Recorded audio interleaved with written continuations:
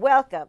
I'm Victoria Schneps, and I'm delighted to have my Victoria Stars show here tonight to bring some great people to you. I'm the publisher of the Brooklyn Home Reporter, the Brooklyn Spectator, the Spectator News, and the Queens Couriers. And part of the fun of being a newspaper publisher is that I meet great people. And one of my friends is Sal Camella, and Sal opened up to the world, to me, these wonderful people who are my guests today. He's not with us, but he's here in spirit.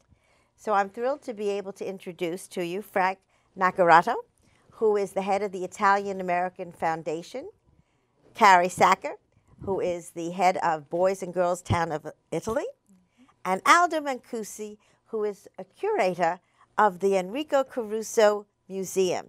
Let's hear a little Enrico Caruso.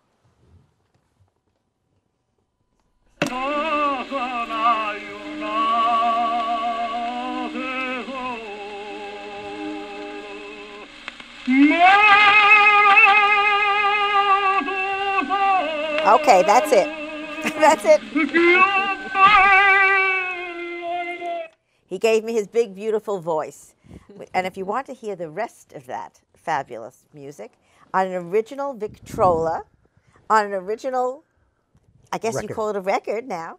It was, and it still is a record.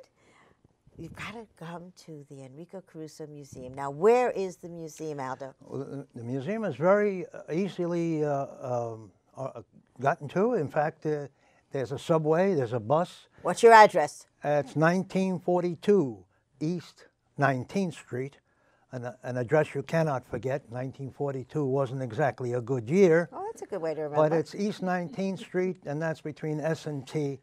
The subway is the Q or the B to Avenue U station, and the bus is Ocean Avenue bus. All right, Aldo, how did you do this? How did you put together a museum? I have to blame my father and my mother, you know.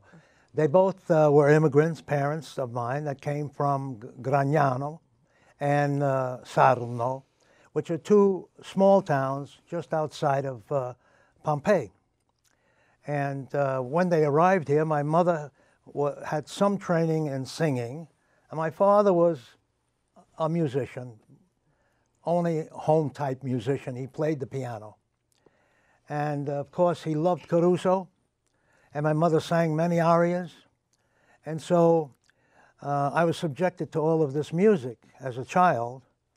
And, of course, he had his own collection of Caruso records, which later on I almost had to steal away from him because he didn't want to give them up.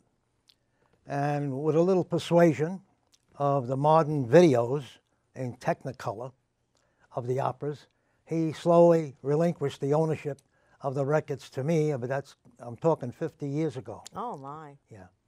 And I took his 300 records, 70 of them were Caruso's, and I built a collection around that, you see. That's remarkable. And it's really, is it on the second floor of your house? Yeah, well, I have a two-family home. Okay. I didn't like to have a tenant, so I got rid of the tenant. I made a museum. And made a museum. My God, that is spectacular. And that started about 30 years ago, 30 some odd years ago, and it slowly mushroomed into an unbelievable collection. I've had visitors from all over the world. Well, is there another Enrico Caruso Museum anywhere in the world? There are several, but they're in Italy. Ah, okay. There's nothing like this in New York. And this is the most important thing about this museum, is that it needs to be permanently placed in a larger location or a better location, preferably in Manhattan.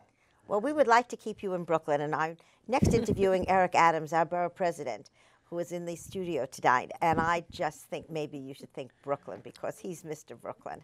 So let's use a little influence here. Carrie, let me ask you, you know, I was very fascinated by your background and how you come to be the executive director of an organization that is rather unique, the Boys and Girls Club of Italy. Could you tell us a little bit about the mission? Sure, and thank you, Vicki, for having me on the show. Boys and Girls Towns of Italy is now it's 70 years old, and there's quite a history in Brooklyn and Queens with volunteer committees and all around the country that gathered together to raise funds for what were once Italian orphans after World War II living on the streets. Our mission remains the same. Today's kids are war refugee and migrant youth. They fled their countries and arrived on the streets of Italy. And when they come to us in our program in Rome, we have a very unique approach called self-government. So the young people run their own town. They elect each other mayor, judge, commissioner, and they go into assembly and deliberate whatever is happening To this in day, the community. this Yes. is going on. Because the Yes. refugees are coming from where then? I mean, Afghanistan, Somalia, Egypt, Bangladesh, Romania. how do they hear Albania. about you? They don't hear about us. They're fleeing terrible situations of war and persecution and famine and sex trafficking and horrible things. They're fleeing. They don't know. They just land on the streets in Italy. And then when they get brought into the system, we have 150 kids a year, and they're lucky enough to come and be at our program, because through self-government our young people develop so that they can go on to live a very fulfilling adult lives, stable lives, and build loving families. How did you come to this world? I mean, you know, in terms of this particular mission, because I know your background is so diverse. Yes, so parlo l'italiano, ho vissuto in Italia. I worked with immigrants 20 years ago in Italy. I've built innovative nonprofits from the ground up in New York City, like the All Stars Project. I come out of a background of sales and marketing on the corporate side, and all of that all together has allowed me to give everything I've learned in all of those situations to a program that's very unique and much needed in the world. The number of unaccompanied minors in this world has doubled in the last 2 years. Oh, my. And those are kids fleeing by themselves. The journeys are terrible. Well, you So know, they it need a lot sounds of like help. a mission of mercy in terms of what you're doing. Yeah. And you raise the money here, and then Yes. it's sent over there in terms of running Yes. it. And how do This you? has been a very unique partnership since its inception of Americans, primarily Italian Americans, but not exclusively, through all these decades have self-organized their own volunteer committees around the country. They hold events, they raise money, and that money we send to Italy. Well, I have a man sitting here who I think could even help you, because he heads up Great. the Italian American Heritage Foundation and has a new building that he is about to be very proud of. And I would love you to share with us a little bit about how it came to be. It is my pleasure, Vicki. First of all, let me just say thank you on behalf of the community, the Federation. I am honored to be among this elite panel. And thank you for all the work that you do by bringing the word to the community through your newspaper, your media, because we all need the exposure, and you are providing that venue for all of us. The Federation of Italian American Organization is a nonprofit organization, a 501c3, that's been around for the past 37 years. Approximately close to 40 years ago, 3 gentlemen started this organization. The founders, unfortunately, are no longer here, but the dream that they had continues. For the past 37 years, this organization has been running several programs, from cultural to after-school programs to prevention, a gamut of many, many services, too many to enumerate. Do you have to be Italian to take the services? Not at all. We Okay. are funded partially by government money, by public funds. So our programs, our center, our office is open to everyone. We service in excess of 10, 12,000 people a year. We run a beacon school, IS 96, which has been assigned to us by the city about 18 years ago. And we run several programs out of there. Our chairman of the board, Mr. Jack Spatola, who has been a leader in this organization for several years. I've been involved for the past 18 years as chairman first and now as president. But now we're at the crossroad. Right now we are building what it is, the first Italian American Cultural Center. Sounds like it's almost ready. It's almost ready. You can always taste it. For almost there for 3, 4 more months, and we'll have the grand opening. That's going to be the flagship for Italian American Cultural Center in the United States. We're very proud of it. Of course, a lot of work went into it, but we are very excited about this this project, and it's coming to fruition very shortly. It's a beautiful building, and I hope it's in Bensonhurst, and I hope we'll have a big story in the newspapers when it does open, and lots of wonderful pictures. What is the home? You're in Bensonhurst now, but you're moving? We've been operating out of storefronts for the past 37 years. Currently, we're on 18th Avenue, which is also the first avenue that's been named Cristoforo Colombo Boulevard. There's a lot of Christopher Columbus Boulevard, but this one is one of its kind in the entire country, and that's Cristoforo Colombo Boulevard, which we're able to name it after this great sailor of 1494. So again, we're very excited. We are, as I said, we have after-school programs in about 15 schools, parochial and public schools. How do you raise the money? Is there money coming from the city? Is the money coming from private donations? How do you make it happen? Most of the money is coming from the city, from programs that are supported by the city on a local level, also on a city and state level. And we write proposals, and we get funded. And in terms, this money goes back to the community, providing through services that we offer. Is it open 24 days, 24 hours? I'm not 24 hours, but 7 days a week? Is that one of those programs that adults as well as children can use? Yes, yes. Our Beacon School is open 24/7. That's where we run several programs out of that. The office itself, it's open 5 days a week. Where we service, as I said last year, we serviced in excess of 12,000 people. We have approximately about 200 part-time and full-time employees. We have a staff of approximately 7 people. How big is your budget? A couple of millions. All right.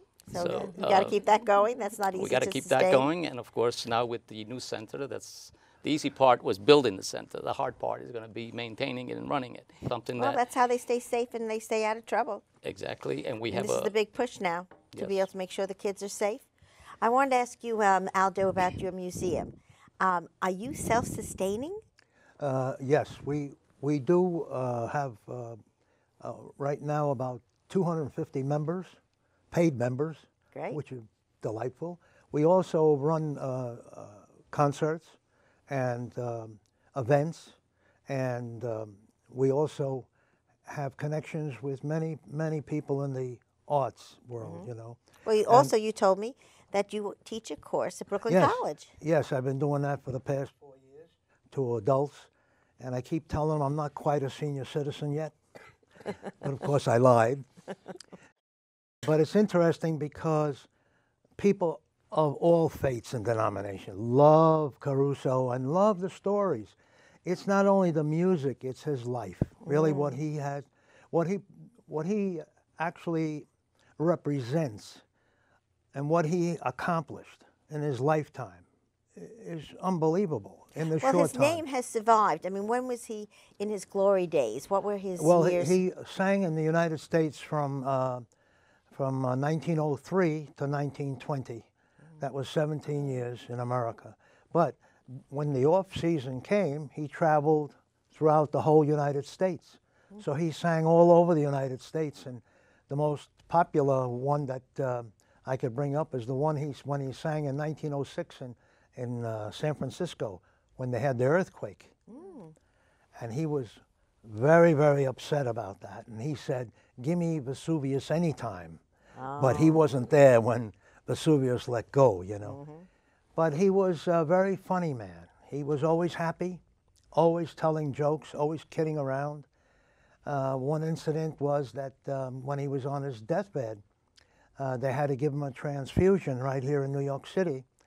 And they gave him so many pints of blood from a very strong, healthy Irishman. And when he got done with that, he recuperated, and he went to the doctor, and he says, "You made some mistake." The doctor says, "What did I do?" He says, "You gave me blood from an Irishman. Now I'm no longer a pure-blooded Italian." So he joked until the day he died. He was always comical, and he was always loving. And he had a heart as big as the Valentine Day card. He should be alive today. He would probably support the Federation's new building. Well, we were negotiating. You know, there is some we have some problems, but there's always that possibility. We're really looking for a venue that can accept the whole collection. Yes, of course. And we want it under glass with recording equipment so that I can make the recordings and I won't have to be there forever. Well, you know, in Queens, we have the Louis Armstrong Museum, and that's in Louis Armstrong's home. Yeah. And they were able to work with Queens College, and Queens College supervises it and has a director of that museum Well, together I already his approached collection. Queens College. I already approached Joseph Sciammi, you know, and I've approached many, even Tamburo. Well, we have a project. Let me ask you, can you share with us a child who you served? There was some reference to Sure. Angela Jolie and how she was involved with you. Well, Angelina Jolie is the UN ambassador for refugees, and she visited Lampedusa, which is the island off of Italy where many of the boats arrive. This issue became apparent to many people around the world when 2 boats sank off the coast last fall and hundreds of refugees drowned. We have a young man, he's an alumnus, but he was sent away from his home in Sierra Leone at age 8 to avoid either being conscripted into the army or conscripted into the guerrilla army. There was a civil war. He arrived in Italy at age 12. He lived on the streets of Italy for 4 years. Then he came to Boys Town, and he became part of a community. And he learned the kinds of skills and transformed as somebody who was taking responsibility for the success of all the boys. He ran for mayor. He became mayor of the town. He had to make decisions. What do you do when 2 young people have a fight? What do you do when the boys want to go out to a movie at night? And This is a residential program? yes, the people You- live on, they- the kids live on campus. They live there. They go to school. They get vocational training. And the day they turn 18, they have to leave. So by the time they turn 18, they need to have the life skills so that they can have a job. Most kids get jobs. So we have a few kids who want to pursue an academic life. So he today has a stable job. He's gone back to try. He found his mother that he hadn't seen in 12 years. He How risked his beautiful. entire life to go back and find her. And so now he's reconnected with his family. Well, that's a beautiful story, and that's really, to be able to make a difference in someone's life is really, I think, the most precious thing we can do on earth. Yeah. I think that's a kind of, the stories probably endless. I bet if I asked you, you They could are. find many. I think the thing that's important about self-government is that it empowers young people to be leaders.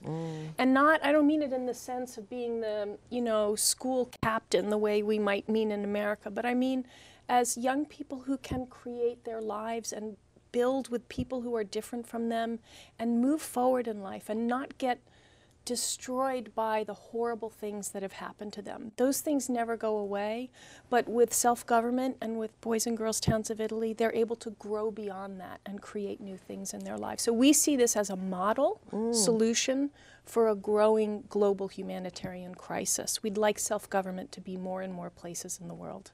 So how did that come to be created as the model? So our founder, Monsignor Carol Abbing, who's an Irish priest based in Rome, he did rescue missions during World War II and ultimately found his calling and responded to the crisis of the Shusha, the Shoeshine boys living on the streets, the orphans. And he developed this model in part by listening to the boys who told him, we're not going to go to some program where adults tell us what to do. We've been living on our own for 4 years. Why would we do that? And so out of that, he created the self-government approach. Interesting. And then how is it supervised by adults? I mean, what is the... I know because the you way have I to talk, fund you'd all think this. there was never an adult around, Right, but I there, mean, it's there are marvelous. adults. There are very dedicated staff, people who've given their lives to creating this program, to sustaining it, staff who've 40, 30, 20 years. So there, of course, we have staff and people are very dedicated, and the new educators who come on board often will say to me, oh, I learned self-government from the kids. They're the ones who taught me. I didn't learn any of this in school. I have a degree in psychology or sociology or social work. I learned it from the kids. Isn't that interesting? Yeah. And all the funds that are supporting this are raised. There's not any kind of government help. There is some government help from Which the government? local government of Rome. Oh. And without American support, those doors would close Ah. in a second.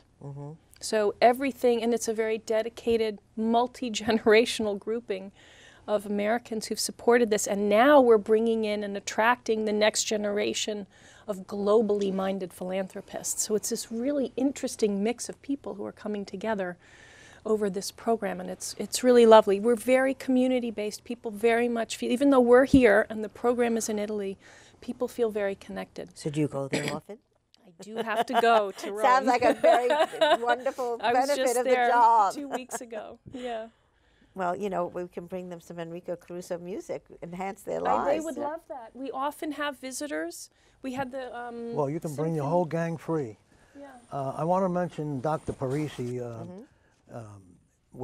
His name popped up a little while ago, but Dr. Parisi, when he was alive, he had this organization which is Figlia di Messina, you know, which he funded, you know, himself, to take care of children that were born and orphaned in Messina, Sicily. That was his hometown. You know. That's how the connection It's was. the Dr. equivalent of Parisi. Boys Town in Sicily. And they Messina. also, at one year, they also honored me, you know, and I got the plaque. Got many plaques. Well, that's, you know, that fills our But walls. you know, I don't look for any monetary help as much as I should, because I've been doing it mostly myself, you know. But we do raise money on concerts. I've had singers from the Met that sang for me. Marcello Giordani just recently celebrated my 25th anniversary by singing for me. And, you know, to get him to come, and Licia Albanese, who is now about 104, she was my dear friend for 30 years. And I can't tell you how many times she came to the museum and enjoyed the day with us, you know. Just concerts at the museum, out of the museum. And this is what brought me so much pleasure. Also, we did, in Italy, we did some 13 exhibitions throughout all of Italy, you know. So, Well, you know, being an Italianophile, you know, someone who loves Italy and not being Italian, I felt, you know, let's bring together some people who are making a difference in the Italian world, and right here in our own backyard. And that really is what's so special about each one of you and what you're doing here. So I think, you know, you have something to share, and we would love to be able to help you, you know, when you're doing an event, to promote it for the culture, you know, of the cultural addition you make to everybody. We have to have it and make sure that we cover it. well, I'm sure that my board will be very happy to hear that. And Nino Pantano, I don't know if any of you know his name, but he is a board member. So is Dr. David Micaldo and Mr. Louis Barella. All these people are educated in music, you know, and they're board members, and they do a lot for us. And Nino Pantano has been writing articles for the past 50 years, I think, for every newspaper. I don't know if he ever got published there, but I know he was in the Brooklyn Eagle. We don't want to say the other newspapers he said. okay. We're not going to discuss that. We only care about the Home Reporter and the Brooklyn Yeah. Spectator. And the I'm sure Spectator he's News. been- So I'm sure I he's- really don't want to hear a list like that. But I do want to add something about, you know, your programming. If I Yes, go ahead. If I may, something just, when Carrie was talking, something just went off in my head. One of the programs that we have at the Federation is exchange students and from Italy. And that is something that we can, by bringing people together, it opens our minds to different avenues of where we can do good for others, and especially for the children, for the students. So, and it's funny because I was mentioning to Carrie earlier, the headquarters where I lived in Rome in the early 60s for 4 years, 5 years almost. And the school that I went to, it's right down the block from where the headquarters is. Yeah, Talking where about the a Boys Town is. small world. Yeah. And I would love to look into that for the future, to be able to do something together for the common good. And That'd be lovely. it's all thanks to you. Well, that, you see, that's what we like to bring people together. That's really my mission in life, to really network people. You know, I was thinking one more thing off of what you were saying, is that the world is more of a global world now. And I feel very proud to be part of an Italian-American organization in a way where Italian Americans are providing leadership to others on how to go about living in today's world, which is a very complicated world. And that's something I feel very strongly about. So you shared with me how it was your mother's and father's fault that you got into this. How did you come to this? How did you come to this? It always goes back to the parents. Right. It's their fault too. What gave you the passion Well, for here's this? actually, as it turns out, Bart Giamatti, who was the baseball commissioner and was the president of Yale, gave my commencement speech in high school. I'd never before heard a Renaissance scholar and a humanist. I'd never heard a humanist talk before. And that changed my life. And I ultimately got my degree in medieval Renaissance studies, and I went to Italy, and I decided I couldn't live in the archives, and I was going to have to not become a professor. But that worldview that people can grow and people can develop and go beyond themselves and create new things had a profound impact on me. And I've taken, a windy journey in my life, but everything that I've done has been about that. It's fascinating how, it leads you from my being a school teacher in my first life. This is my 7th career, being in the news business. Right. And we have our journeys happen to us. And how Yes. did you get so involved in this? Because you have another career, don't you? I do have a job. Right. I do work for a living, yes. Not making a living. But I'm also involved in many different organizations. Of course, the Federation of Italian American Organization is the biggest one that I've been involved and devoted to for so many years. And we have, through the years, changed so many lives. And we do have, and by the way, it is called the Italian American Federation, but it's open. We service people from all walks of life, all nationalities. And that's what's great about this city and this country, is that we can all work together. Different races, different religions. There's only one race, and that's the human race. And this mosaic that we have here in Brooklyn, New York especially, it's something that doesn't exist anywhere else in the world, and it's worth. Victoria Schneps from the Home Reporter, Brooklyn Spectator, Spectator News, saying arrivederci. And thank you for joining us this evening with our wonderful guests, and enjoy the beautiful evening.